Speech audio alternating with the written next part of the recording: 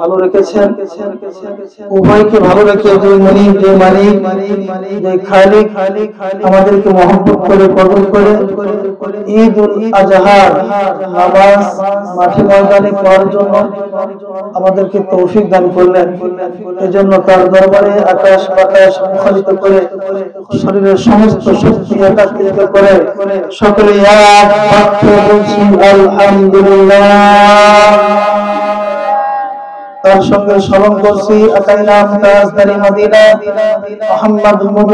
মুহাম্মদ মুস্তাফা সারা জাহানের মহান শিক্ষক, মহামানব, মহানায়ক, সমস্ত নবীদের নবী, সমস্ত ইমামদের ইমাম, ইমামুল মুরসালিন, খাতামুন নবিয়্যিন জনাব মুহাম্মদুর রাসূলুল্লাহ সাল্লাল্লাহু আলাইহি ওয়াসাল্লাম।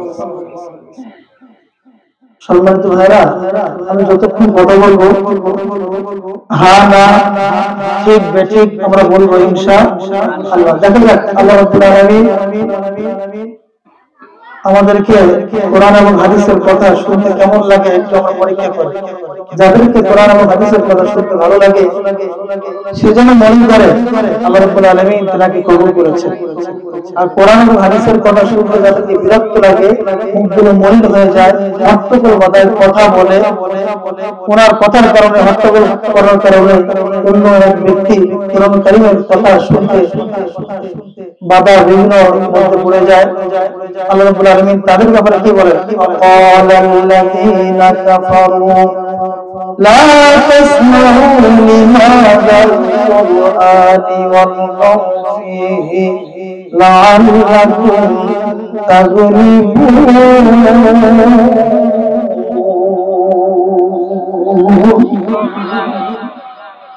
যারা কোরআনুল কারীম শুনতে বাধা দেয়, হট্টগোল বাঁধায়, যাদের মুখগুলো মলিন হয়ে যায়, কোরআন এবং হাদিসের কথা শুনতে ভালো লাগে না, জেনে রাখো তারা পাক্কা কাফের, শহীদ কাফের, নির্ভেজাল কাফের। নাউযুবিল্লাহ বলেন উলাইকা হুমুল কাফিরুনা হাক্কা, তারা হাক্কান কাফের, কোনো ভেজাল নাই। নাউযুবিল্লাহ বলেন। সম্মানিত ভাইরা, এজন্য যতক্ষণ আমি কথা বলবো কোরআন এবং হাদিস থেকে মনোযোগ সহকারে আমরা শুনতে পারবো না ইনশাআল্লাহ। কোন দিকে তাকাবো না, শুধুমাত্র কেবলমাত্র আমার দিকে তাকাবেন।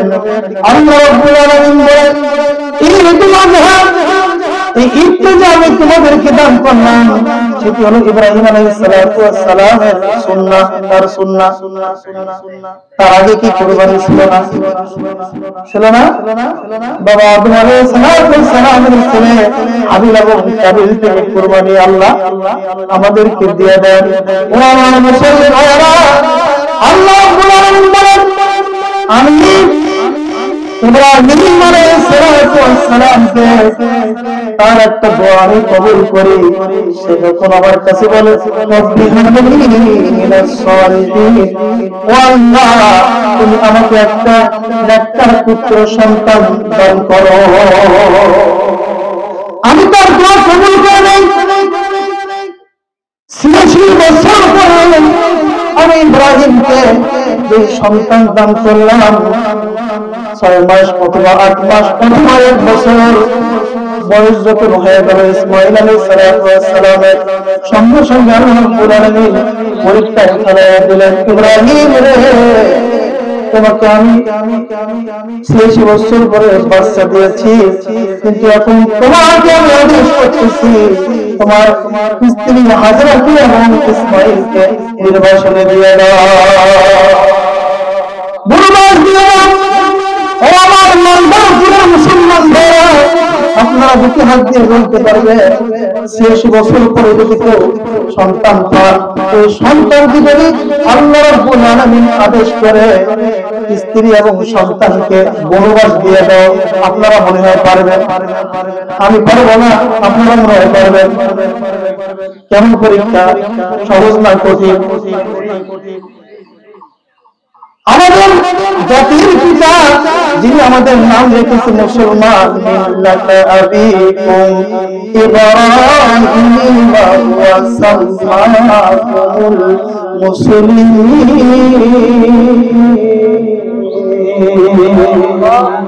একটু জোর বলা যাবে নাকি? আল্লাহু আকবার। কোরআনের আয়াত পাঠ করে আল্লাহু আকবার বলে সুন্নাহ রব্বাকা ফাকাব্বির। যারা ইমানের সহিত তাকবীর দেয় আমার আল্লাহ তাদের ইমানের শক্তি বাড়ায় দেয়। জোরে বলেন আল্লাহু আকবার। আমাদের নাম রেখেছে মুসলমানকে, ইব্রাহিম আলাইহিস সালামকে। এজন্য তিনি কে জাতি? মুসলিম জাতির পিতা। ও আমার মুসলিম ভাইরা, ইব্রাহিম আলাইহিস সালামকে পরীক্ষায় ফেলাই দিলেন।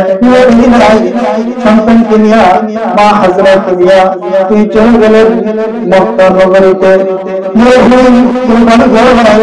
মরুভূমির মধ্যে হাজরাকে এবং ইসমাঈল আলাইহিস সালামকে রেখে তিনি চলে আসতেছেন। আম্মা জান হাজরা আলাইহিস সালাম বলেন, ও আমার প্রাণের স্বামী, তুমি আমাকে রেখে চলে যাচ্ছ। সামান্য কিছু খেজুর, সামান্য কিছু পানি, কয়েকদিন পরে দুর্শেষ হয়ে যাবে, কেন আমাকে রেখে যাচ্ছ? আমি একটু জানতে চাই।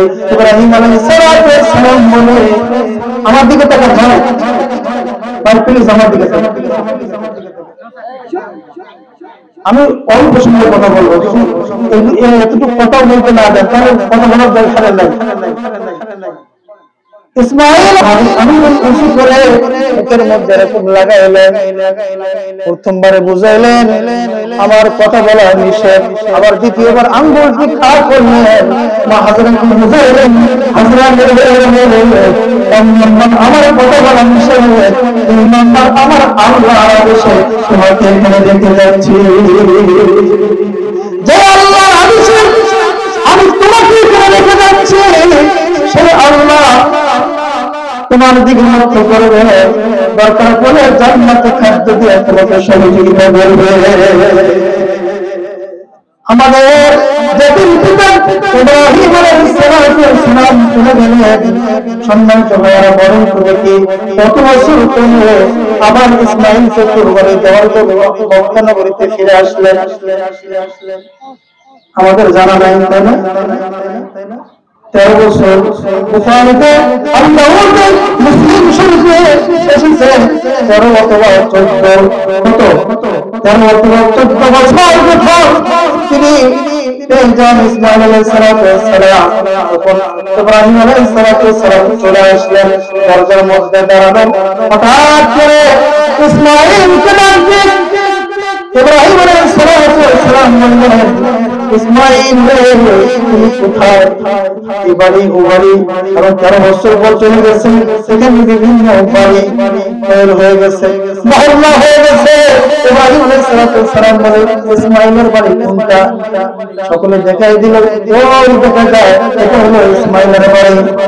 ও আমার ভাইরা, 6 মাস অথবা 9 মাস অথবা 1 বছর সন্তান ফিরেছে, যদি আপনি বিদেশে যান একবারও যদি দেখা না যান সন্তান সঙ্গে, 13 বছর পরে আসলে পরে সন্তান মনে হয় আপনাকে চিনবে।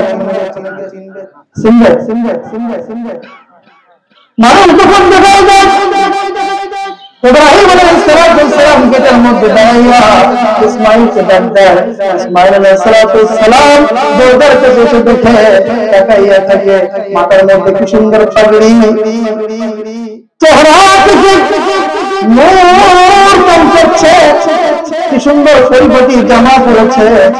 ওই জামা দেখে ইসমাঈল আলাইহিস সালাম চিন্তা করছে যে আম্মা, আমার মা যেমন দুঃখী মা, এই জামার মধ্যে এই জামার কিছু নিয়ে চুমু খায় এবং কান্না করে, এই জামা আর কোন লোকটার শরীরের মধ্যে যে জামা কোন তফাৎ নেই।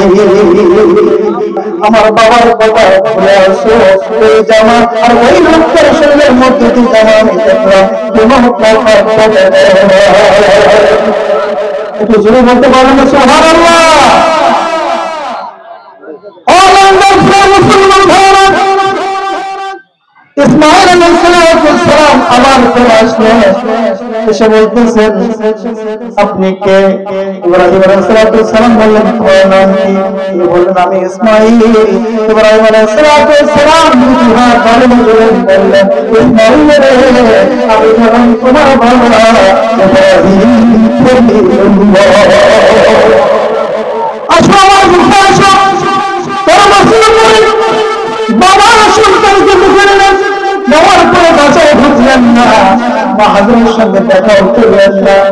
আমি কেন জানি ইসমাঈল তবে একটু মিনার বাজারে যাবো, কোথায় যাবো? মিনার প্রান্তরে যাবো। বাবা দুদিন করে বাবা পাইয়া বাবার কথা মতো ইসমাঈল আলাইহিস সালাম চলে গেলেন মিনার প্রান্তে। মিনার কাছে গিয়া বাবা ইসমাঈল সন্তানকে দেখে বলে ফালাম্মা বালাগা মা'আহু সা'য়া ক্বালা ইয়া বুনাইয়া ইন্নী আরাকিল মানাম إني أرى في المنام أني أذبحك فانظر ماذا ترى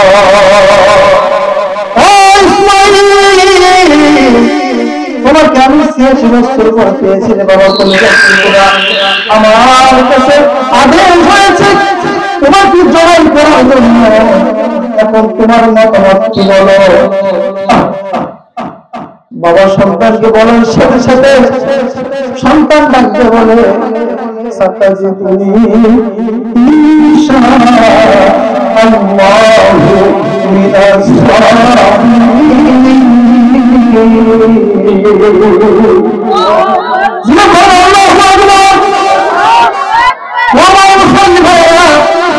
বছর পরে সন্তানের সঙ্গে দেখা হলো, আর এই সন্তানকে যদি জবাই করার কথা বলেন, বলেন তো আমার আপনার সন্তানকে রাজি হবেন? কথা বলেন রাজি হবেন? তেমন বাবা তেমন সন্তান। সন্তান বলে বাবা আল্লাহর আদেশে যদি আমাকে জবাই করতে হয় আমার কোনো আপত্তি নাই, আপনি তাড়াতাড়ি আল্লাহর আদেশ সম্পূর্ণ করুন। আমার মুসলমান ইব্রাহিম আলাইহিস সালাম সন্তানকে জবাই করবে তার আদেশে। পিছনে ভাই একটু কথা বলতে আদেশে আল্লাহ ইব্রাহিম আলাইহিস সালামকে বললেন ইব্রাহিম তুমি কি আমাকে ভালোবাসো? কি বললেন? মানে আমার কথা কি বুঝা যায়? এখানে হ্যাঁ না বলেন না। ইব্রাহিম আলাইহিস সালামকে আল্লাহ কি বললেন? ইব্রাহিম তুমি কি আমাকে ভালোবাসো? কি বললেন? ইব্রাহিম তুমি আমাকে ভালোবাসো? ইব্রাহিম আলাইহিস সালাম বলে আল্লাহ আমার জীবন ছিল আমি আপনাকে ভালোবাসি। তখন আল্লাহ বললেন ইসমাঈলকে কেমন বাসো? 86 বছর পর্যন্ত তোমাকে সন্তানটা দিলাম, আল্লাহ তাকেও সেই ভালোবাসে। তখন আল্লাহ বললেন শোনো আমি শরীফারা ভালোবাসা পছন্দ করি না, আমি একক ভালোবাসা পছন্দ করি। সুবহানাল্লাহ বলেন। কেউ ভালোবাসবো আমাকে ভালোবাসবো হবে না, যদি তুমি আমাকে ভালোবাসতে চাও তাহলে তোমার সন্তান ইসমাঈলকে জবাই দেবে। আল্লাহু আকবার। তাহলে ইব্রাহিম আলাইহিস সালাম তার আদেশে প্রতিজ্ঞা করলেন। আল্লাহু আকবার। তিনি কোনো বিলম্ব করলেন না, ইসমাঈল আলাইহিস সালামকে শোয়া দিলেন। এই অনুসংক্ষিপ্ত বলতে সময় নাই, আপনারা আস্তে আস্তে লেট করতেছেন। আমিও এবার ইচ্ছা করে লেট করছি, আমাকে এসে বসে থাকতে হয়, খারাপ লাগে। আগামীতে আলহামদুলিল্লাহ আমরা যখন শুনবো অনেক সময় আমাদের ঈদগাহ ময়দান নামাজ আরম্ভ হবে, তার ১.৫ ঘন্টা আগে মাঠে উপস্থিত হতে পারবেন ইনশাআল্লাহ। তাহলে কিছু কথা আমরাও তৃপ্তি সহকারে বলতে পারবো, আপনারাও তৃপ্তি সহকারে শুনতে পারবেন। এরকম করে কথা বলা বলি কালেকশন এরকম মনোযোগ থাকে ভাই? ইসমাঈল আলাইহিস সালামকে সয়াদিন ইব্রাহিম আলাইহিস সালাম ভার দিচ্ছে। ইসমাঈল আলাইহিস সালাম একটু উঠে বসলেন, বসে বললেন, বাবা ছুরির মধ্যে ভালো করে ধার দাও, আমার কোনো আপত্তি নেই বাবা, কিন্তু তুমি এক কাজ করো, তোমার চোখগুলো বেঁধে নাও, অথবা আমাকে দুটো বর্ণনা আসছে, অথবা আমাকে তুমি উপর করে শোয়াও, কারণ আমার চোখ আর তোমার চোখ যদি দৃষ্টি পড়ে যায়, আমার দিকে মহব্বত থাকার কারণে আল্লাহর আদেশে ভিন্ন ঘটবে। এজন্য বাবা তুমি আমাকে উপর করে শোয়াও, অথবা চোখকে বন্ধ করো। চোখকে বন্ধ করে ফেললে, ইব্রাহিম আলাইহিস সালামকে শোয়াই দিলে, ছুরি চালাচ্ছে, ছুরি কাটে না, একবার দুইবার তিনবার চেষ্টা করে, ছুরি কাটে না। ইব্রাহিম আলাইহিস সালাম ছুরি ছুঁড়ে মারলেন, এই ছুরি গিয়ে পাথরের মধ্যে পড়ল, পাথর বিখণ্ডিত হয়ে গেল। আল্লাহু আকবার। ইব্রাহিম আলাইহিস সালাম বলে, ও ছুরি বারবার ইসমাঈলের নরম গলা তুমি কাটলা, কিন্তু এত সত্য কথা তুমি বিখণ্ডিত করে দিলা, তুমি কেন আমার উপর এরকম করতেছো জানতে চাই। শুনতে জবান আল্লাহ খুলে দিল, ছুরি থেকে আওয়াজ আসে, ও ইব্রাহিম আমার খলিল, আপনি একবার দুইবার তিনবার ইসমাঈলের গলায় আপনি চালাইলেন, কিন্তু আমার আল্লাহ আমাকে ৭০ বার নিষেধ করে ফেলছেন। আমার ইসমাঈলের একটা কসম তুই কাটতে পারবি না। আমি তার আদেশ শুনবো। ইব্রাহিম আলাইহিস সালাম আবার ছুরি হাতে নিলেন, তিনি আবার যখন চেষ্টা করতেছে, আল্লাহ বলে, ও ইব্রাহিম, ইব্রাহিম বলে, আল্লাহ আপনি কি লক্ষ্য করে দেখেন না, আসমান জমিনের সমস্ত চিন্তারা একবার চিন্তার করে ইসমাঈল গলা কাটা যখন শুরু করেছে, ইব্রাহিমের ভালোবাসা আপনার লক্ষ্য করে আসমান জমিনের সমস্ত চিন্তারা চিন্তার করে কান্না দিয়েছে। আসমান এবং জমিনের সমস্ত চিন্তারা কেটে দিয়েছিলেন। একবার হলো আমার তখন সমস্ত তারা চিৎকার করে কেঁদেছিল। আর একবার ইসমাঈল আলাইহিস সালাম যখন জবাই করতে শুরু করে, তখন সমস্ত তারা একসঙ্গে চিৎকার করে কান্না করে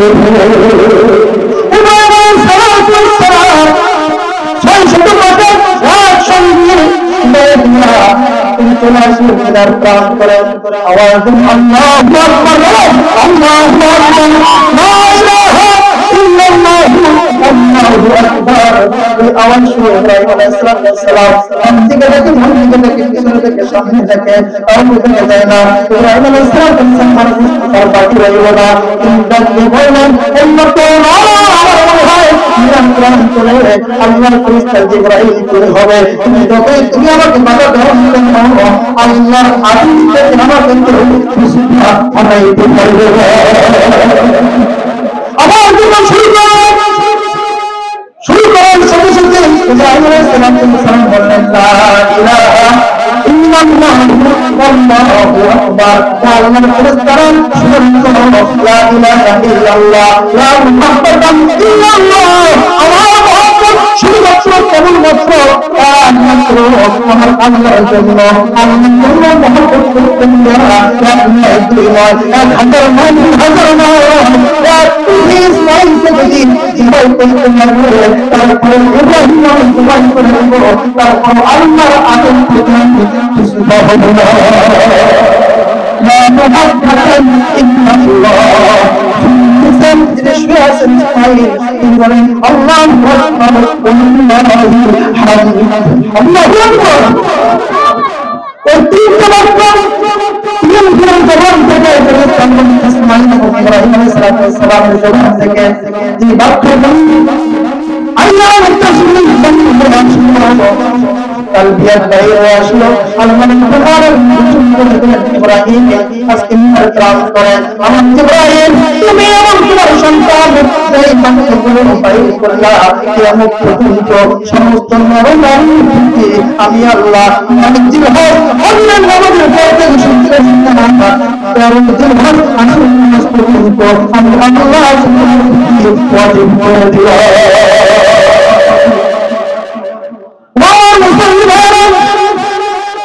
ইব্রাহিম আলাইহিস সালাতু ওয়াস সালাম বাবার সন্তান ওই হাওরের কুরবানি জান্নাত থেকে ইসমাইলকে ছড়ায়া দিলা আল্লাহর রাসূল সালাম ওইটা ফলায়া দেয় সঙ্গে সঙ্গে ইব্রাহিম খলিলুল্লাহ সুতি চালান দুইটা কুরবানি হয়ে যায় আল্লাহ রাব্বুল আলামিন ইব্রাহিমকে বলেন ও ইব্রাহিম সাবধান রুইয়া ইন্না আল্লাহা নাযিল মুহসিনিন পরীক্ষা দিয়েছিলাম তুমি সেই পরীক্ষায় উত্তীর্ণ হয়েছ তোমাকে ইসমাইলকে জবাব দিতে হবে না ওই জান্নাতি গুণটা দিয়া আনুষ্ঠানিকভাবে আমি কুরবানির কাজ আজকে সমাপ্ত করলাম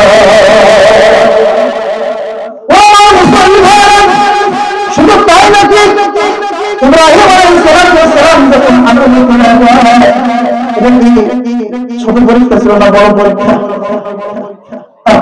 তারপরও আল্লাহ আগুনকে ঠান্ডা করে দিয়েছিলেন কি যায় নাই সবচেয়ে ইব্রাহিম আলাইহিস সালাম কঠিন পরীক্ষার মধ্যে চলে এসেছিলেন সমস্ত পরীক্ষায় উত্তীর্ণ যখন হয়ে গেলেন তখন আল্লাহ বললেন ইব্রাহিম তোমার দ্বারাই আমি কাবা নির্মাণ করতে চাই এদিকে আলোচনা করতে গেলে সময় চলে না যাই এখন আমি চলে যাই মনে দিব আমরা কাছে খুশি করার জন্য নাকি গোস্ত খাওয়ার জন্য নাকি খুশি করার জন্য আল্লাহ বলেন যারা আমাকে রাজি খুশি করার জন্য শুধুমাত্র কেবলমাত্র হাজার টাকা দিয়া কুরবানি কেনে ওই কুরবানির পশুর গোস্ত জমিনে ফেলার আগে আমি আল্লাহ তার কুরবানি কবুল করে নিই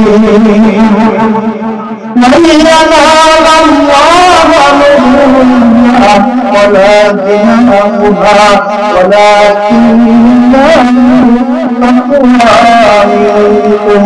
كذلك سخرها لكم لتكبروا الله على ما هداكم وبشر المحسنين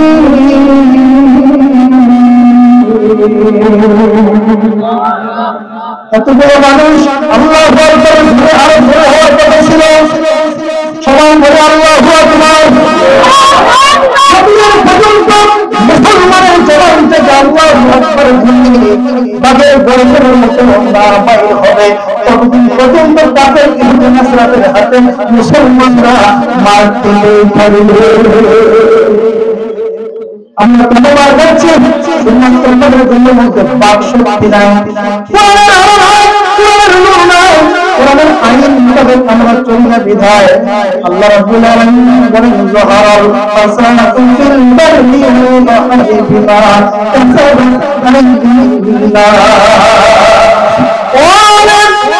ও সাধারণ মানুষ তোমরা মার খাও জলে ঢোকো হাসি খুশিতে ঝোলো কিন্তু আমাকে দোষ দিও না জলে এবং স্থলে যত রকম বিপদ আপদ বন্ধ বান্ধব তোমরা দেখো সমস্ত বিপদ আপদ তোমাদের হাতে কামাই কিসের কামাই আমাদের হাতে কামাই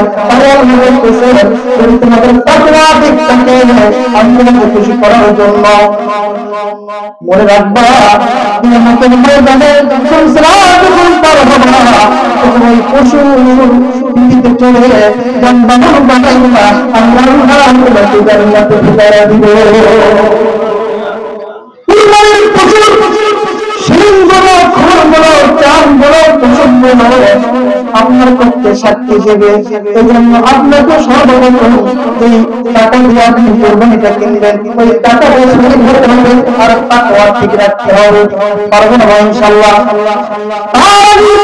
আরেকটি কথা, ইন্না সালাতি ওয়া নুসুকি ওয়া মাহইয়ায়া ওয়া মামাতি লিল্লাহি রাব্বিল আলামিন। যারা করে টাইটেল পাস, কামেল পাস, যারা আলেম পাস, কামেল পাস হয়েছিলেন, যারা কোরআনের আবেদন অর্থ বোঝেন, আমি আয়াত কোরআনের সাথে সাথে তারা বুঝতেছে, সাধারণ মানুষ কোন শুধু দেখে আছে। আমি অনুরোধ করবো যারা আমরা আয়াতের অর্থ বুঝতেছি না, শব্দের শব্দ গল্প বুঝতেছি না, আপনারা আমার দিকে তাকান, ইনশাআল্লাহ বুঝতে পারবেন। আল্লাহ বলতেছেন ইন্না সালাতি, নিশ্চয় আমার নামাজ, আমি তারপরে কি অনুসুকি আমার কুরবানি। তাকে বলতেছে আমরা আল্লাহকে, আল্লাহর দেওয়া নামাজ, আল্লাহর দেওয়া কুরবানি, আমার হায়াত, আমার মৌত সব কিছু তার জন্য। তাহলে সর্বপ্রথম কুরবানির আগে আল্লাহকে বললেন নিশ্চয় আমার নামাজ। আল্লাহ রাসূল বলেন যারা নামাজ নামাজ না পড়ে কুরবানি দেয়, রাখেন আমি ছোট্ট মানুষ বলে গেলাম তার কুরবানি হবে না,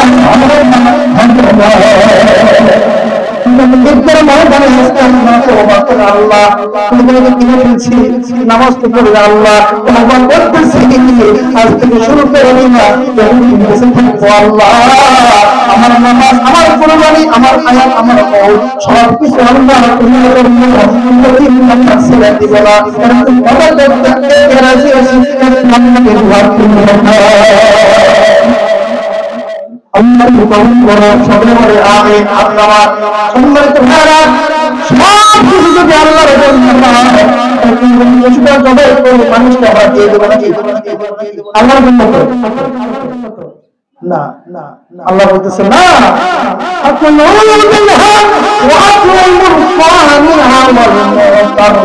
كذلك سخرناها لكم لعلكم